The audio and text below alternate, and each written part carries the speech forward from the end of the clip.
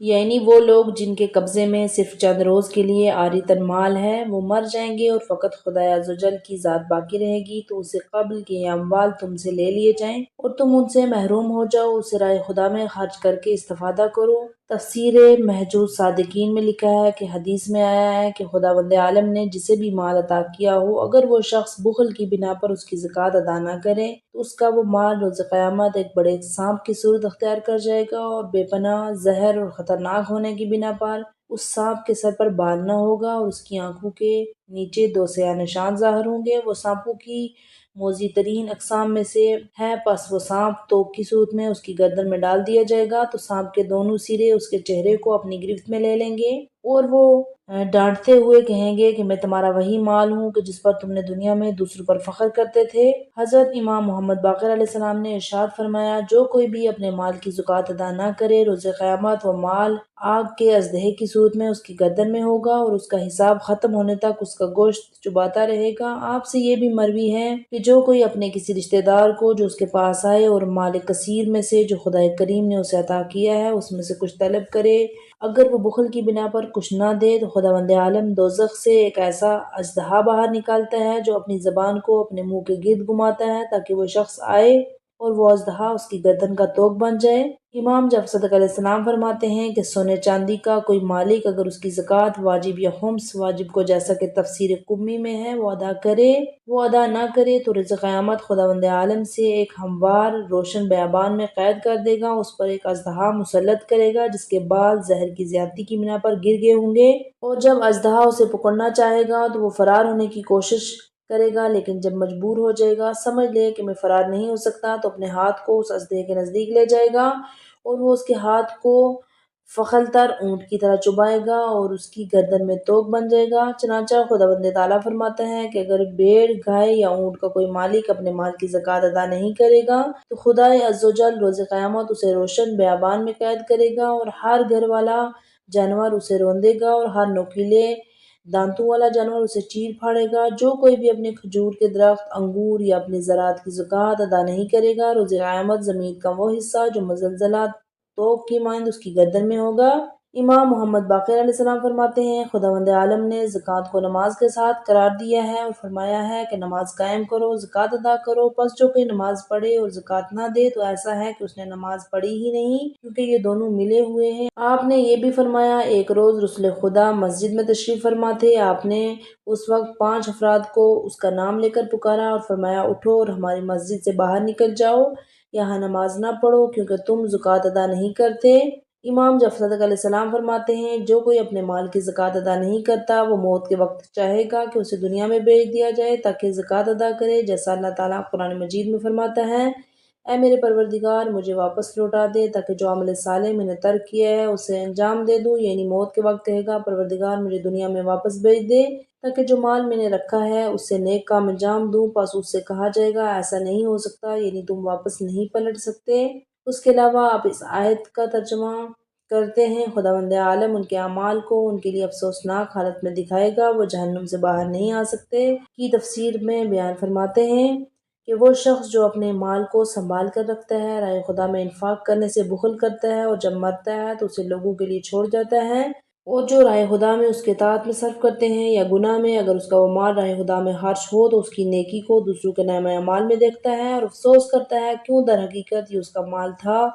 اگر معصیت خدا میں خرچ ہو یعنی گناہ گار اس کے مال سے تقویت ملی ہو تو یہ بھی اس کے لیے حسد کا سامان ہے۔ اس موضوع سے متعلق روایات عیاشی، مفید صدوق، طبرسی نے اپنی کتابوں میں امام محمد باقر علیہ السلام، جعفر صادق علیہ السلام سے بھی نقل کیا ہے،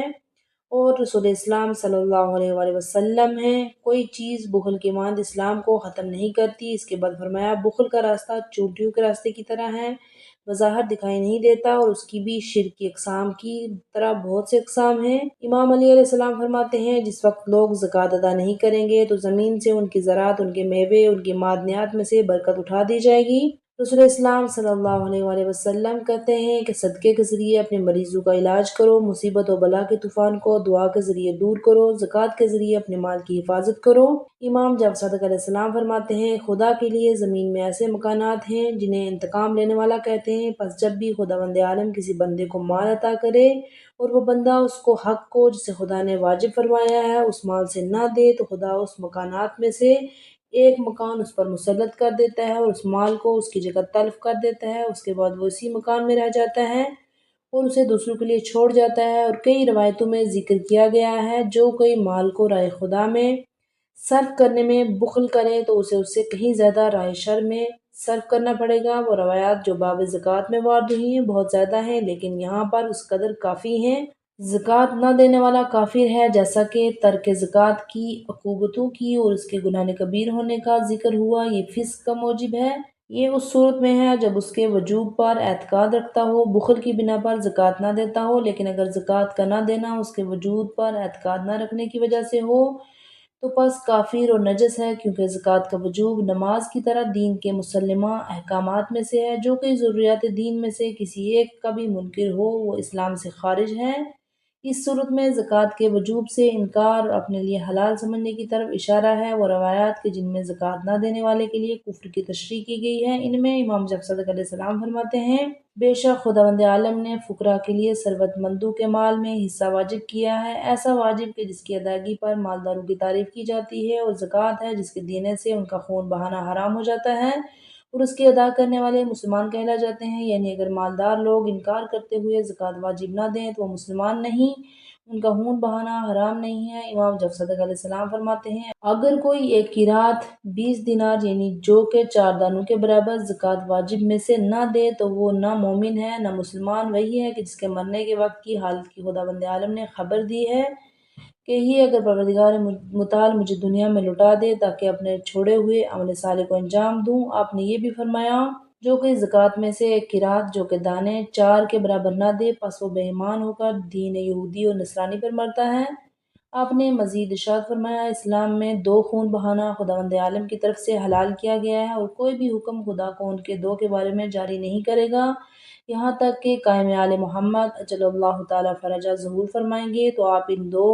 खूनों के बारे में हुक्म खुदाबंदी का अजरा करेंगे। इन 2 में से एक ज़ना करने वाला है जो अपनी बीवी के होते हुए ज़ना करे पस उसे संस्कार किया जाएगा, और दूसरा ज़कात ना देने वाला जिसकी गर्दन उड़ा दी जाएगी। आप ये भी फरमाते हैं, सहरा और दरिया में फ़कत ज़कात ना देने के सबब माल ज़ाया होता है, और जब कायम आले अजलल्लाहु ताला फरजा क़याम करेंगे तो ज़कात ना देने वाले को पकड़कर उसकी गर्दन मार देंगे। अल्लाह ताला फरमाता है, सूरह फसलत आयत नंबर 6 से लेकर 7 तक, उन मुशरिकों पर अफसोस है जो ज़कात नहीं देते और आखिरत से इनकार करते हैं। पैगंबर अकरम फरमाते हैं कि खुदा की कसम जिसके कब्ज़े कुदरत में मोहम्मद सल्लल्लाहु अलैहि वसल्लम की जान है, खुदाबंद आलम के साथ सवाए उस मुश्रिक के कोई खयानत नहीं करता जो कि अपने माल की ज़कात में से कोई चीज़ नहीं देता। फिर रसूल खुदा फरमाते हैं, ए अली, इस उम्मत में 10 गिरोहाने बुजुर्ग बरकर के काफिर हैं। अव्वल चोरखोर और दूसरा जादूगर, तीसरा देवस जो कि जानता हो कि उसकी बीवी जना करती है लेकिन वो गायत ना करे, चौथा जो नबी औरत के पीछे हराम तौर पर वती करे, पांचवा जो हैवान से वती करे, छठा जो अपने महरम से जना करे, सातवां जो फितने की आग भड़काने की कोशिश करे, आठवां जो ऐसे काफिरों को असला फरोख्त करे जो मुसलमानों से जंग कर रहे हों, नौवां ज़कात ना देने वाला, 10वां जो इस्तात रखते हुए हज ना करे और उसी तरह में मर जाए और उसी हालत में मर जाए। इन जैसी रवायात से मालूम होता है कि ज़कात ना देना, उसी तरह नमाज ना पढ़ना, हज ना करना जबकि इनकार की बिना पर हो तो काफिर हैं। इसी तरह आखिरत में इस्लाम की बरकतों से जो जहन्नम से निजात का जरिया होगी महरूम रहेंगे। बिल्कुल इसी तरह दुनिया में भी इस्लाम के ज़ाहिरी अहकाम से मसलन मुसलमान का पाक होना और एक दूसरे से इर्स लेना, अक़द निकाह करना वगैरह से महरूम होते हैं। अगर इनकार करते हुए ना हो बल्कि कंजूसी और सुस्ती की बिना पर हो, बेशक काफिर नहीं है, ज़ाहिरन मुसलमान है लेकिन दर हकीकत बेलिहाज बातनी कुफ्र और शिर्क की अक़साम में से एक किस्म का इतलाक उन पर होता है, और अगर उस दुनिया से बाईमान रुखसत भी हो जाए तो भी शदीद अजाब में गिरफ्तार होंगे जिसका वादा किया गया है। ज़कात वाजिब होने का सबब ज़कात के और उसी तरह दूसरे सदक़ात के वाजिब होने में हिकमतें पोशीदा हैं, जिनमें से बाज़ का रवायत में जिक्र किया गया है, यानी ये खुदा की तरफ से सरमायादारों का इम्तहान है। آیا ان کے نزدیک خداوند عالم زیادہ عزیز محبوب ہے یا فانی دنیا کا مال؟ آیا ثواب بحشت و جزائے الہی پر صدقے دل سے ایمان رکھتے ہیں یا نہیں؟ آیا پروردگار عالم جل و جلالہ کی بندگی کے دعوے میں سچے ہیں یا نہیں؟ دوسرا فائدہ یہ کہ اس ذریعے سے پریشان حال اور تہی دستوں کا روزگار منظم ہوتا ہے۔ چنانچہ امام جعفر صادق علیہ السلام زکوٰۃ کے فوائد بیان کرتے ہیں۔ بلا شبہ زکوٰۃ سرمایہ داروں کی آزمائش اور غریبوں کی حاجت پوری کرنے کے لیے واجب کی گئی ہے، اور یقیناً اگر لوگ اپنے مال کی زکوٰۃ ادا کرتے تو مسلمانوں میں کوئی بھی غریب اور فقیر نہ ہوتا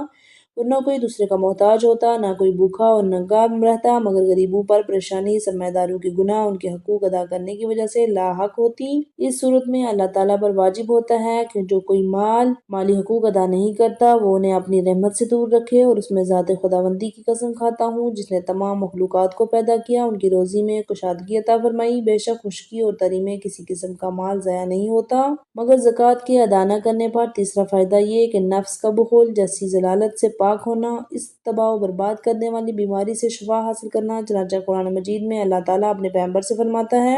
سورہ نمبر 9 آیت نمبر 103، اے رسول تم ان کے مال کی زکوٰۃ لو اور ان کی بدولت ان کو گناہوں سے پاک و صاف کرو۔ اور سورہ حشر میں اللہ تعالیٰ فرماتا ہے